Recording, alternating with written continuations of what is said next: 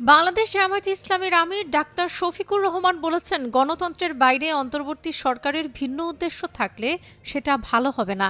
এমন কোনো আচরণ করা উচিত নয় যাতে সমর্থন নিয়ে সংকট দেখা দেয়। শনিবার দুপুরে দিনাজপুরে জামায়াতে ইসলামীর কর্মী সম্মেলনে তিনি এসব কথা বলেন। তিনি বলেন, বিগত আওয়ামী লীগ সরকার উন্নয়নের নামে রডের বদলে বাঁশ ও সিমেন্টের বদলে ছাই ব্যবহার করেছিল। অন্তর্বর্তী সরকারের উদ্দেশ্যে ডাক্তার শফিকুর রহমান বলেন, প্রয়োজনীয় সংস্কার করতে যতটুকু সময় প্রয়োজন ততটুকু সময় নিয়ে কাজ করুন, কারণ নিরপেক্ষ সরকার ছাড়া সংস্কার সম্ভব নয়। তিনি বলেন, দেশে ফ্যাসিবাদীদের মতো জমি দখল, চাঁদাবাজি ও লুটতরাজ চলছে।